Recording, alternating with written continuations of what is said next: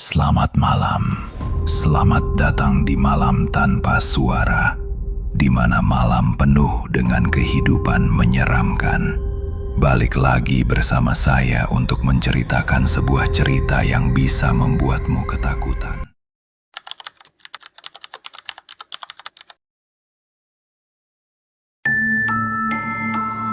Kali ini saya akan menceritakan seorang perawat di rumah sakit tua yang ada di suatu daerah.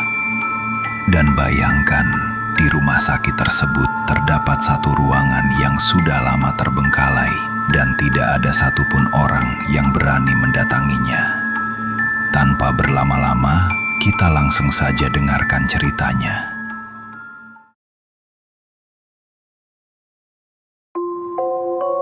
Namaku Ardi, seorang petugas administrasi malam di sebuah rumah sakit kecil di pinggiran kota. Rumah sakit itu sudah berdiri sejak tahun 70-an. Bangunannya tua dan beberapa lantainya jarang dipakai. Yang paling jarang digunakan adalah lantai 4, tempat ruang isolasi lama berada. Para perawat sering bilang, "Jangan naik ke lantai 4 kalau tidak penting. Di sana, kadang ada pasien yang bukan pasien." Awalnya aku pikir itu cuma candaan untuk menakutiku sebagai pegawai baru. Tapi suatu malam, aku tahu persis apa yang mereka maksud.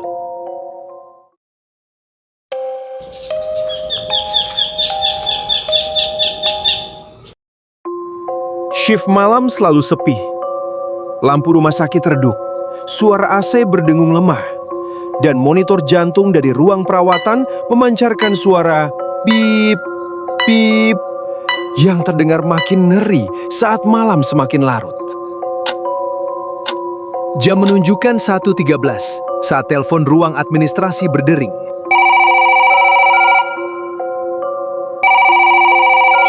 Halo, selamat malam. Ada yang bisa saya bantu? Tidak ada jawaban. Hanya suara napas pelan, sangat pelan.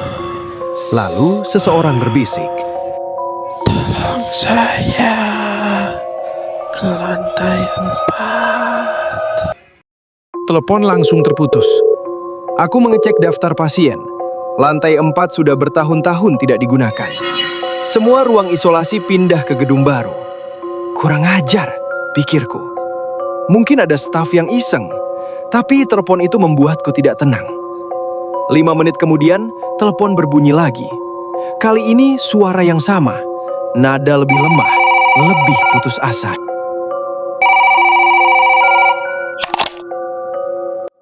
Tolong, aku di ruang isolasi, di ruang 17.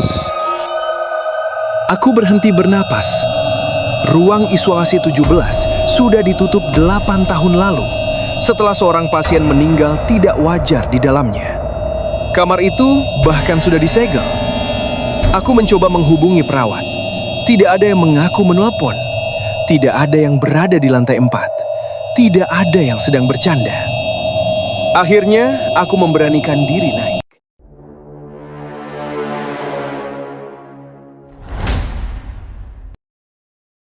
Tangga menuju lantai 4 gelap. Lampu neon berkedip, mengeluarkan suara seperti listrik mau mati. Saat mencapainya, aku melihat lorong panjang. Sepi. Bau obat menyengat bercampur aroma karat. Semua pintu ruang isolasi tertutup, kecuali satu. Ruang 17. Pintunya sedikit terbuka. Aku memanggil. "Halo, ada siapa di sana?" Tidak ada jawaban. Hanya suara monitor jantung yang samar. Padahal semua alat medis di lantai itu sudah dipindah. Suara itu terdengar pelan. Langkahku berat saat mendekati pintu. Jantungku berdetak ribut, bahkan lebih kencang dari monitor misterius itu. Saat aku menyentuh gagang pintu, pintu itu membuka sendiri. Pelan, sangat pelan.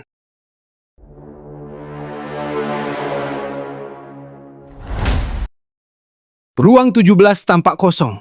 Ranjang tua berada di tengah ruangan. Spraynya kusam, berdebu, tapi ada bekas seseorang duduk di atasnya. Monitor jantung tua di dekat ranjang menyala. Kabelnya terputus, tapi mesinnya tetap berbunyi. Lalu aku melihat sesuatu di sudut ruangan. Seorang perempuan. Mengenakan baju pasien berwarna putih. Rambutnya panjang dan kusut menutup sebagian wajah. Ia duduk membelakangi aku, gemetar pelan. Dan bodohnya aku bertanya kepadanya. "Bu, ada apa? Anda telepon tadi?" Perempuan itu tidak menoleh. Aku melangkah lebih dekat. Saat aku berada hanya beberapa langkah darinya, ia tiba-tiba berbicara. Kamu dengar kan? "Apa yang ibu maksud?" Ia menunduk. Aku masih hidup. Suaranya pecah seperti menahan tangis.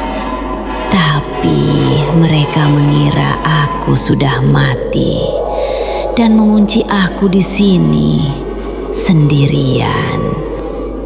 Aku merinding.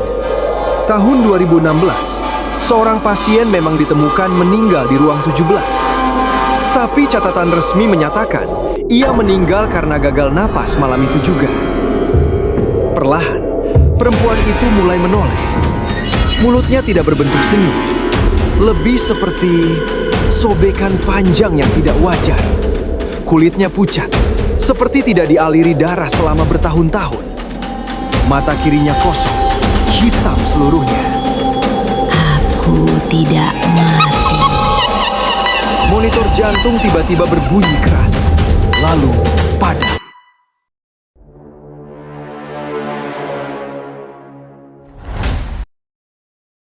Aku mundur panik.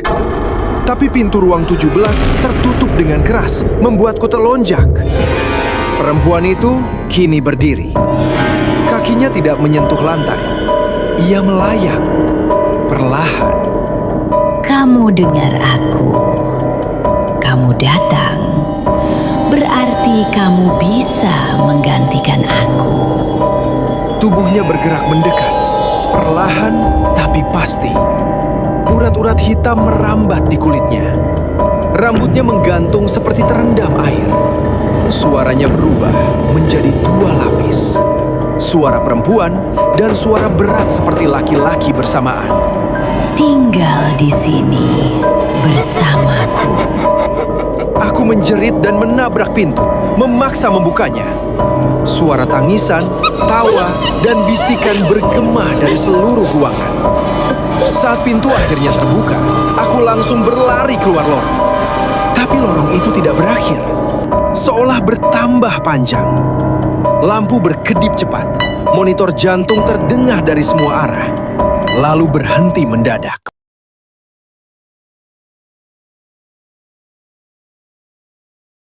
Aku tidak ingat bagaimana aku bisa kembali ke lantai 1. Perawat menemukanku pingsan dekat lift, pucat seperti kehilangan darah.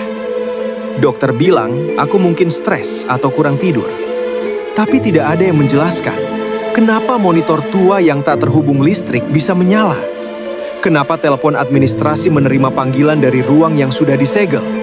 Dan kenapa kamera CCTV lantai 4 mati selama 7 menit. Tepat saat aku berada di sana. Sejak malam itu, aku tidak pernah kembali ke rumah sakit itu.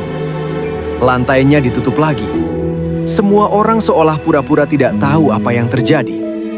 Tapi kadang, saat malam sunyi, teleponku berdering. Nomor tak dikenal. Suaranya masih sama. Masih lemah. Masih memohon. Tolong, aku di ruang isolasi 17.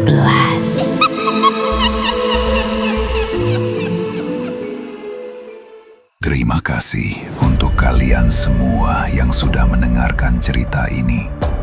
Semoga cerita tersebut terus membayangi rasa ketakutan kalian semua. Ha ha ha ha ha.